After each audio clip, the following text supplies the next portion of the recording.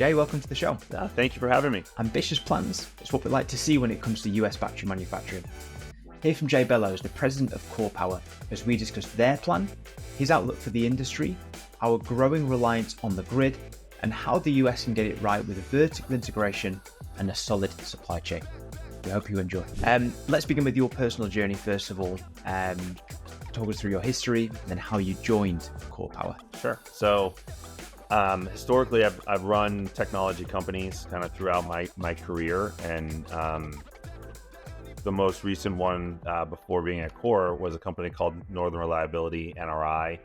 NRI was actually the oldest energy storage company in the world, in the market. Right now, it's just over 54 years. So it was in kind of a derivative of Northern Power Systems, which was really early renewable energy integrator. And we were building systems kind of all over the world, a lot of it being off-grid focused. And I took the company over in 2012, and we kind of grew through the process of going from off-grid to on-grid. We did a lot of first, kind of like the first microgrid, first fleet managed system, first code-generated system. We have really wonderful pictures, from the 70s through today of, systems in Antarctica and the North Pole, mountaintops, oil rigs, anywhere you can think of. And, we started building some really great systems, some grid-tied systems for larger developers and utilities and things like that. And we were looking for a U.S. battery manufacturer. We were platinum level partners with some of the biggest battery manufacturers in the world, and building systems for the U.S. government. The Buy America Act came into play, and it's really tough to overcome the percentages that are required with domestic content for the Buy America Act without batteries being from the U.S. And so that's when we found Core Power, tested the batteries, liked the batteries, started using them in systems. And, through that process, actually, way back in like 2014, we had built a system for a customer, a grid-tied customer, and the customer used it for like 1 week a year, and we spent a lot of money on this system and used it for 1 week a year. And it kind of got me thinking about how great it would be if we could share assets, because there's lots of utilities and off-takers that would really love to have ESS, maybe that couldn't afford a full system, would love to lease or something like that. So I started looking into building mobile systems, and we couldn't really find anyone that would let us move batteries, to be honest with you. And when we met Core and started using their batteries, I talked to Lindsay Gorel, the CEO, and just said, "Hey, I'd love to be able to move batteries." And he said, "Well, if that's really important to you, let's see if it's something we can do." And the remainder of that week, I kind of shared my idea and what I wanted to do. And within 2 weeks' time, we had a joint venture started. And within really under a year, we had established Nomad Transportable Power Systems, which is a mobile grid scale ESS system, or systems rather. There's several now. And through that process, really saw how a battery manufacturer and an ESS company can work together to build really great products. And ultimately, from that process, we merged the two companies together, and that's how I got to Core. Nice. And how long ago was that when you joined the business? 2021. We merged NRI and Core Power. So we're going to learn a lot more about Core Power, your plans, expansion plans, and things. I think a good way to kind of set the scene is, what's your elevator pitch? There's so many of them, Jamie. Honestly, I think the biggest thing, maybe I won't go straight elevator pitch. I'll just talk quickly about what we are, where we're heading. And I think that's kind of the key to it.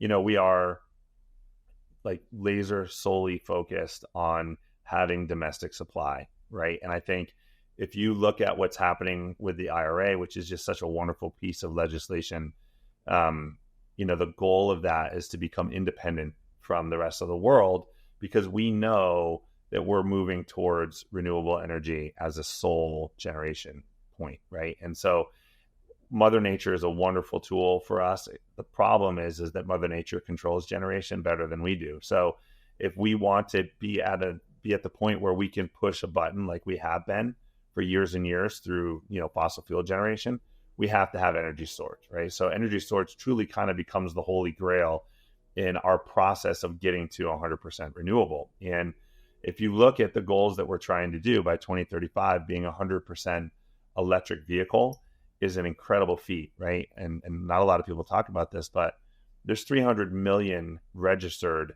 internal combustion engines on the road today, right? We all have friends that forget to register their cars. So there's probably way more than that. But and the average car is about 100 kilowatt hours per car, right?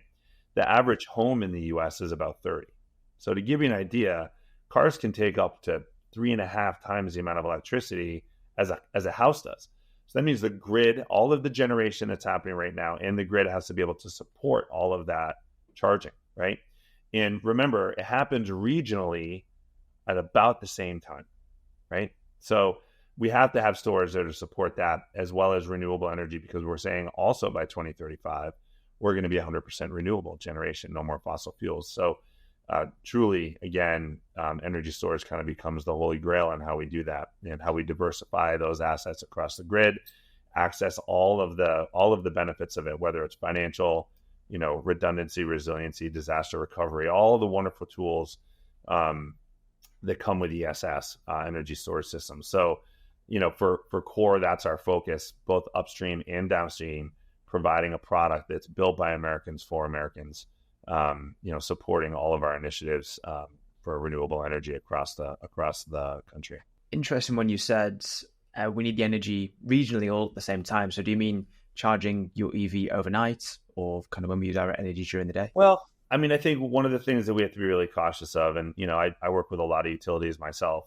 kind of trying to advise and work through processes and how we do things. And I think, there's lots of ways that we can be creative in supporting the EV charging infrastructure, right? Having scheduled charging and things like that. But the truth is as humans right now, we're pretty greedy, right? We expect things when we want them, how we want them. I mean, look at Amazon, right?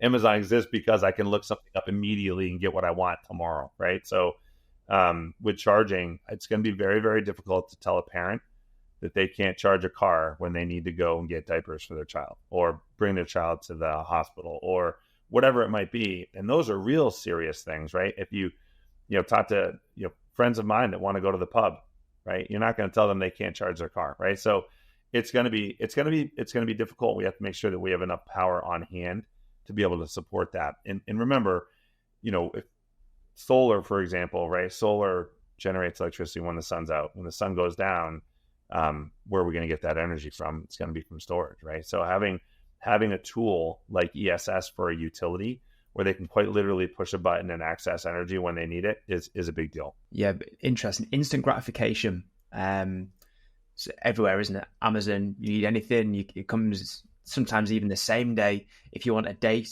you just swipe right. You don't have to wait too long for a date. Exactly. I'm an old man. I didn't have any of that stuff, buddy. So that's... I mean, I haven't used it personally, but it's just from how the world is these days. But really interesting, very true.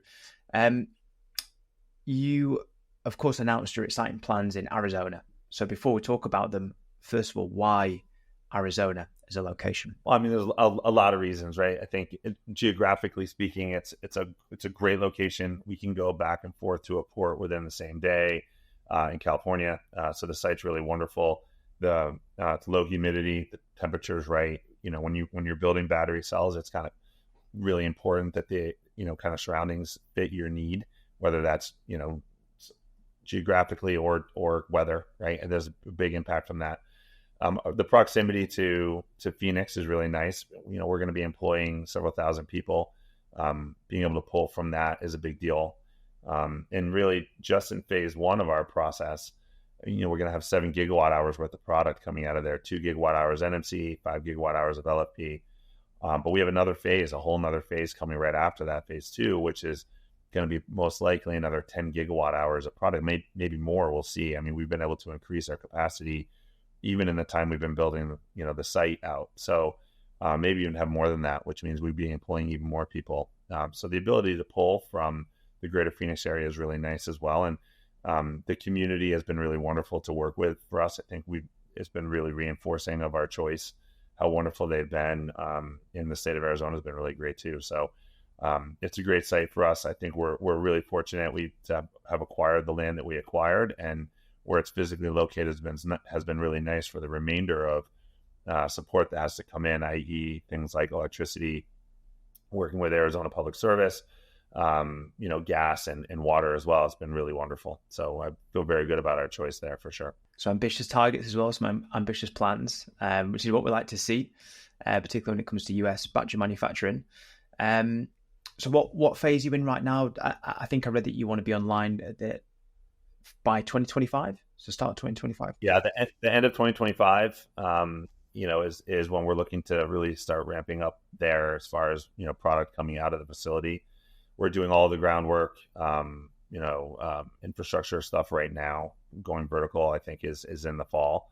So we're in line. We're really excited about having that, coming out of the U.S. And I think I'm sure you've been following the industry certainly, but there's a lot of product coming that's really EV focused. It'd be nice for U.S. product to be ESS focused as well. We do both, but really a lot of our focus is on the ESS side because we want to support EV on the charging infrastructure and things like that as well. So we really cross the spectrum on where our product goes and what it does. Of course, there can be some large team building exercises happening there in Arizona.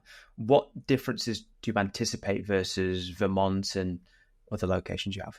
Well, I mean, I think that first, the manufacturing is very different, right? Our location in Vermont is systems manufacturing. So we essentially take our batteries that we would be building in Arizona and we build full systems. So that's enclosures, aggregators, connectors, all the controls we build here.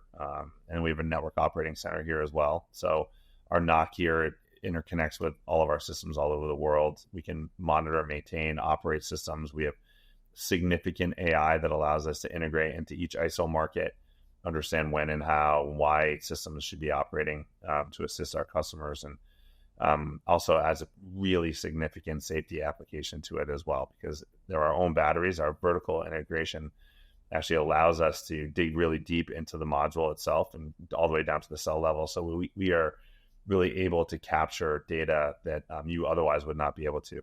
So it allows us to be very, very safe. So I think, when you look at the different types of manufacturing, the different types of things that we're doing, it's going to be significantly different, in Vermont and Arizona. Geographically and just society-wise, it's very different too, right? So we have a really strong team in Arizona already, focused on building that team out, and our team here in Vermont's been here for a long time and is growing in a good clip too. So understanding that there's geographical differences, and I think is part of the process. And we work really hard to make sure that our company is one company, but understanding where there's attraction in each area, right? And certainly here on a great powder day in Vermont, our folks come in at noon and stay till 9, right? You don't get those same things in Phoenix. Right? It'll be something different. So, but our goal ultimately is to make sure that all of our employees know that our focus is, to build careers for them and their families. Quite frankly, we love second generation, third generation employees. We've had several of those here through the years, and we have really wonderful programs working with the community colleges and a lot of the universities, both in Vermont and in Arizona, and have a really significant intern program as well. In fact, Lucia and I were just walking through the office. There's interns everywhere here right now, which is really wonderful. And our mindset is entirely focused on growth, right? Growth of the industry, growth of our product, and growth of our company as a whole. Well, first and foremost, you've got more people to choose from versus Vermont, so hopefully that'll make it easy for you. A lot more. Yeah, exactly. I think one of the smallest cities in Arizona is larger than the entire state of Vermont. So with 650,000 people in the state of Vermont, so not that many. But our industry is very exciting, right? We get a lot of great engineering prospects that come here and work for us. A lot of people want to live in Vermont, right? The quality of life is incredibly high, and it's a great place to raise a family as well. So we've been really fortunate to get really great people here. On a completely separate note, there's one of my favorite artists from Vermont, Noah Kahan. So if anyone, big fan. I've seen him twice now. Yeah. Oh, really? You've seen him twice? Oh, that's cool. Yeah. So I saw him in the UK, and I saw him in France, in Paris. Oh, wow. Yeah, he's kind of a big deal now, right? He's going nuts. Really big. Yeah, his growth has been amazing. So anyway, a nice sell on Vermont there. So you talked there about the kind of foundations that you've built, and you have that you can almost not duplicate but make some changes to ensure that Arizona's a success. What do you think has been the key so far to Core Power's success? Wow. I think there's a lot that goes behind that. I mean, first and foremost, I think the people, we're really fortunate, have really great people here at Core, and, from bottom to top, really are fortunate, really kind of singularly focused, like-minded, working hard for, a singular goal. And I think that's important. I think understanding that we're really about bringing domestic product and having that here, building safe, high quality products is a key focus for us. I think that's really kind of the foundation of our success right now. I think our longevity has been a big part of it too, right? We're not a company that's coming in and trying to establish ourselves in the market, but buying projects or whatever it might be. We've been doing this for a really, really long time, significantly longer than everybody else, quite frankly, and that's a huge piece for us. And I think really, I'll try to keep this to just three things because I could probably keep going. But lastly, the vertical integration I think is really massive. And we're not a company. A lot of our competitors, a lot of our big competitors, are buying cells from a company in China, shipping them to another country where they're put into a module, shipping them to another country where a BMS gets built, shipping them here to a contract manufacturer that builds them for them, and then having another third-party installer, do the installation and then commission, right? And for us, we do all of that, right? So they're our cells, our modules, our BMS, our systems, our controls, and then our support after installation as well. So we don't point fingers. It's all us. We can ensure that the quality is there, and all the things that come with that assurance as well, right? Performance guarantees, warranties. We feel very good about it because we're the ones that are doing it, and ultimately, it's our fingerprints all over that product, and we have a surety that goes along with that. So I think that's a big differentiator for us as well. I'm glad you mentioned vertical integration because I had it on my notes here to prompt you if you didn't say that. Because we had a previous guest talk about this and how important it is. Because first of all, a lot of battery organizations are fairly small, they're fairly young, and they don't have huge or long runways. So actually to kind of get this done in terms of horizontal integration model, they might not be around long enough to actually see everything through. Amongst all the other elements like supply chain, talent, actual density of talent in the US, how important do you think vertical integration is, particularly to the US battery market? Oh, I think it's massive. I think, boy, this is kind of a loaded question, Jamie. I have so many things I can talk about with this, but one of the key things, I think I'm just looking at safety and both operational and product integrity. I think that's really the key component here. And, I ran, telecom company a long time ago, and when Huawei was coming in, with kind of their edge and core routers, and there were some issues with that I'm sure you're aware of, and some security aspects of that. And, just recently DoD and DOE has just announced a punch list of customers that they don't want, ultimately touching the grid or being a part of DoD applications. And, they're big companies from foreign countries of concern, quite frankly. And I think if you look at where we're trying to go as a country through the IRA, through other programs as well, storage is this really sole focus of what we're trying to accomplish to really bolster the grid, and making sure that product's coming from the US is huge, all the way through, right? The power electronics controls are probably the most important part. That's kind of like the central nervous system, all the BMSs, all of that. The remainder of the product, even while somewhat commodity based, is still really important to have here, especially if the financial aspects of that are significant. So ultimately, would love to have supply chain be entirely from domestic supply. And then on the vertical integration part of that, I'll bring obviously all of that together. It's really important to make sure for the kind of the operational integrity and just the product itself, the quality that if we can have a single company, a single point of connection to projects, to products, it's going to be huge for those companies. We are really looking at putting a significant amount of product on the grid. And if developers and utilities and C&I customers feel like they can't get answers because they're going from one vendor to another vendor to another vendor, it's going to slow the industry down. And if it slows the industry down, it's going to have a significant impact on the IRA and what we're trying to accomplish. So the vertical integration is huge. I think it really adds a quality prospect and perspective to each one of the products that touch the grid. It's very important. What do you see as the biggest issue facing businesses when it comes to establishing and scaling battery manufacturing in the US? Well, supply chain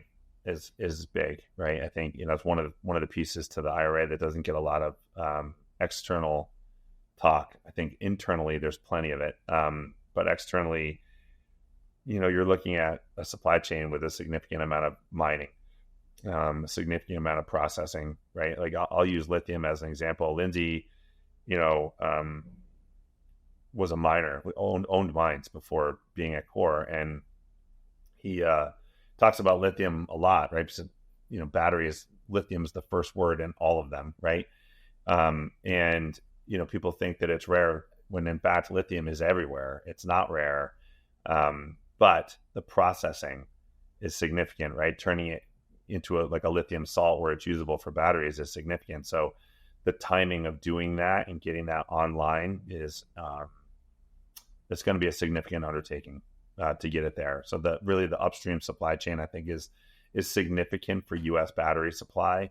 I think know-how, right? Having your own IP is huge. I think we've seen a lot in this industry. We've seen a lot of companies kind of come and go or come and struggle, saying that they're going to come up with their own IP, making a lot of proclamations and really just not being able to fulfill those. Some pretty big names in that group too, as I'm sure you're aware. So having that IP is huge. And I think that's one of the things that really differentiates Core from everybody else is that we actually have that IP. We actually have product that's been, in the market on the grid for, 6 years. Like, we're here, our IP is, cut its teeth, it's proven. And we're putting more and more product on the grid every single day. So I think that's one of the other things that's going to be very, very difficult for companies, right? And I think, when you're looking at developing companies, at the same time coming up with that type of cell IP is massive. You and I were talking about a company earlier, before we started this podcast, and even that company is off-taking product right now, right? So the off-take product can better it, but the cell manufacturing is significant. It's a big undertaking. And it's quite topical right now. How do you think geopolitics will impact battery manufacturing in the US? Well, I mean, I think, fortunately, I think no matter what side of the political spectrum you're on, everybody has identified the storage as a key component, right? In any way you look at it. So no matter what side, benefits from the outcome of this election that's coming up in November, I think storage in general, and battery manufacturing in general will do just fine. I think, one side clearly has shown their desire to put programs in place that are going to support storage. And I think on the other side, it's really market focused, right? So there's been a lot of tariffs that have been put in place, which are helpful to us as well on the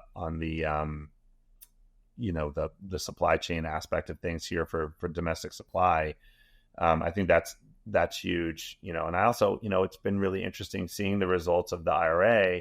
A lot of the red states in the U.S. have benefited from the IRA. There's a lot of new manufacturing happening in red states, a lot of new jobs happening. So I think as you look at the results of this, I think everybody's relatively happy with battery manufacturing and what's happening. And it's been a nice transition kind of from fossil fuel to, kind of clean energy mindset, batteries being a part of that. And we've had a nice transition on the employment aspect of that too, getting some really high-end employees coming from different sectors in the energy realm, being a part of what we're doing. So I really do think on the battery side, it crosses the political lines, so to say. It's quite a pivotal moment for you and in Core Power. There's some exciting plans happening.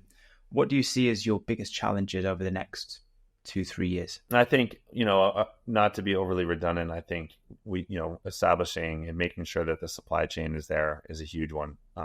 We saw a reduction or some volatility in supply chain during COVID. Now, hopefully we never have a global pandemic like that again. Certainly not in my lifetime, I hope. But I think we've all kind of witnessed how delicate supply chain can be. And when you're establishing an entirely new market, which is ultimately what we're doing here in the U.S. with battery manufacturing, establishing that supply chain is huge. And I think, we're fortunate. Lindsay's background is on the supply chain, on really the upstream part of the supply chain with mining and processing is really strong. So we've done a really nice job identifying and working with domestic suppliers because they're just starting to ultimately, right? We have a great partnership with Novonix, which we really like. We're working with Entech on the separator and a couple of other companies on anode and cathode technologies and, electrolyte, things like that. So we're working hard to establish the domestic supply chain, but we also have an established supply chain from Asia as well, right? So we want to make sure that first and foremost, we can build the product. That's very, very important, while also building the domestic supply and supporting companies here that are growing that supply chain. So, for us, it's not just a straight offtake. We're also helping them establish the product, making sure that the product is a high quality and can be put into batteries. So it really is, it's a team effort to make sure that we can get that supply chain here. And we're really proud to be a big part of that and support it. You mentioned a few companies there, and it's evident that the ecosystem is growing. It's so much more well established in the US. I speak to a lot of people who say in 10 years' time, the battery world will be exactly the same as it is today because it takes so long for products to get to market and things to be approved. But I think it's evidence that we're moving in the right direction. And there's a heck of a lot more companies than there was 10 years ago that are focusing on this. To sell me the dream, to paint a perfect picture, how would you like Core Power to look in 5 years from now? Wow, that's a great question too. I would, honestly, I think I would love to be done, which is, in our plans right now with phase 1 and phase 2 of the Coreplex. We're growing at a really big clip in Vermont as well. So ultimately would love to be, building about 10 gigawatt hours worth of finalized product, right? Systems that are going into the grid. And would like to be working on maybe another site as well beyond Buckeye to continue the cell and module manufacturing as well. I think one of the things that's really important, and I'm just going to touch on a comment that you just made, which I think is really interesting, because people saying that the battery manufacturing world is going to be the same as 10 years as it is today is, I think, wildly inaccurate. Ultimately, we're seeing incredible gains in energy density, in chemistries, all kinds of things right now. I think in 10 years' time, the battery world is going to be significantly different. We're going to have increased densities. We're going to have safety gains everywhere. I'm sure there's going to be some chemistry mixtures that are going to be very, very beneficial. And I think one of the things that we need to remember as well, really the only real comparison that we have for lithium batteries is lead, right? Lead has been around for a really long time. Lead acid batteries, which are still incredibly pertinent in today's market, right? Most cars have lead acid batteries. There's all different forms of lead acid, right? There's standard, there's advanced lead acid, there's, injected lead acid. There's all kinds of things that have happened to increase their ability. We just started with lithium. We just started, right? On the NMC side, which has a little bit more longevity than the LFP side, we're still seeing significant gains quite literally every day. So I think that we're going to see lithium is ultimately just in its adolescence, and we'll be able to accomplish incredible, it already is, but also be able to accomplish incredibly great things in 10 years' time as well. And even with some new technology, we talk about things like solid state batteries and things like that. But if you look at, like a pie chart, so to say, or even like an L curve, advanced lead acid, in 2015, saying it's going to be here. Today, lithium's here. By 2015, lithium may be way above what advanced, or a solid state battery can do or something like that. So I just, I think that our industry is changing quickly. We're seeing incredible advancements. just like many other technology industries, it really is. It's a reverse pyramid, right? You're getting huge gains every single year as you go out, and I think it's going to grow. It's going to grow really quickly, and I think we want to be a big part of that. I think we will be a huge part of that. I think it's really important to have U.S. companies, not just companies from elsewhere coming here and building. I think it's very, very important to have U.S. owned companies building U.S. product and for U.S. offtake ultimately, right? I think if we're looking for true energy innovation to happen here for us to have our independence from the rest of the world, it has to be kind of throughout the spectrum. And I think, we're one of the main ones doing that right now.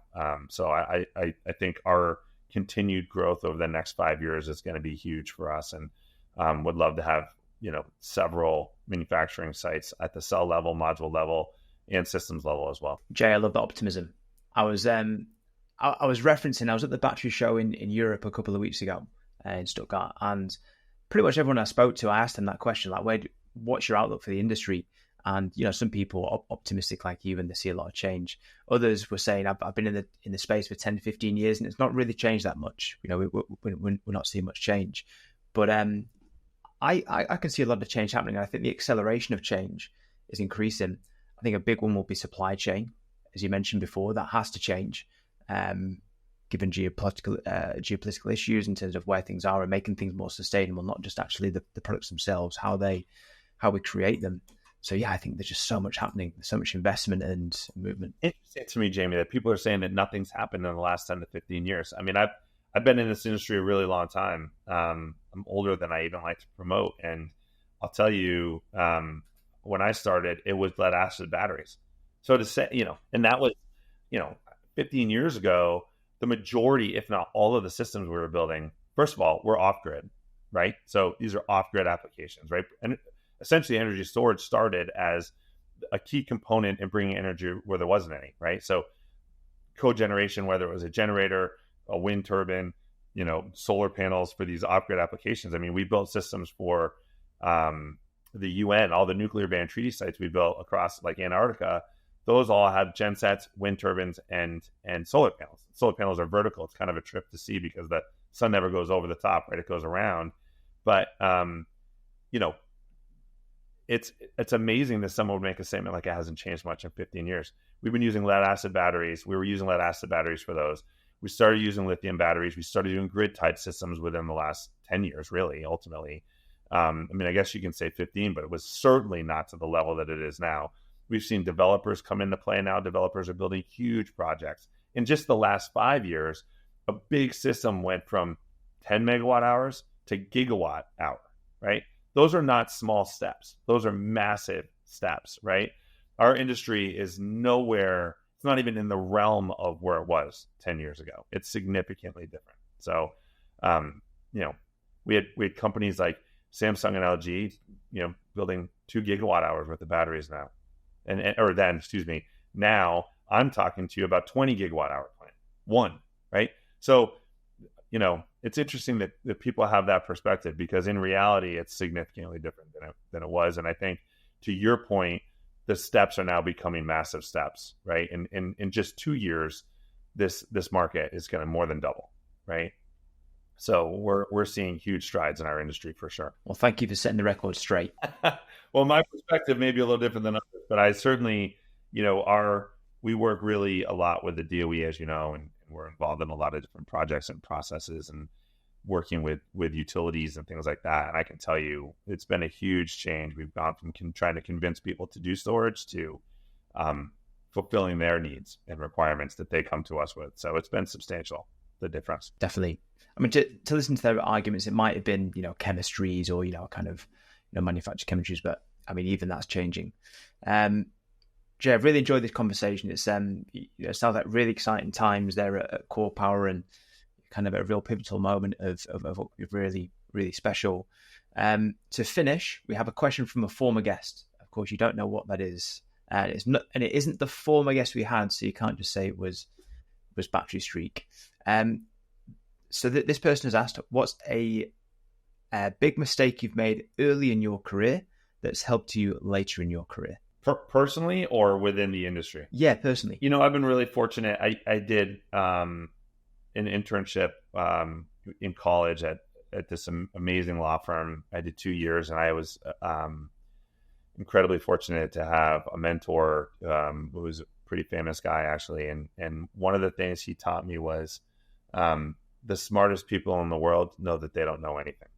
And I think certainly in my youth, there were moments where I thought I knew everything, and wanted to talk and get blurt out and get information out. And I think I learned very quickly to surround myself with really good people, and listen more than talk. And I think that's, some of the mistakes I made early on were really trying to push my narrative. And now I don't do that as much. I work with really great people. Alicia, who's sitting here with me now, is one of them. And I listen a lot. And I think getting people's perspectives is not just important, but it's also a great way of getting everybody inclusive in the process of going towards that singular goal. And for us at Core, it's success. And, I think by doing that, it's been huge. And we're able to not just build our team, but have an engine that's driving very well. So I think for me, that was it in my early days, and being able to understand that and learn from that and go forward has allotted me a lot of success since then. What a beautiful lesson and message to finish off. Jay, thank you for joining today, and good luck for your next chapter with Core Power. I appreciate it. Thank you. I look forward to part 2 in 5 years, once that grand plan has all come to fruition. I look forward to it as well. Yeah, thank you, Jamie. All the best. Thank you. Thanks, bud.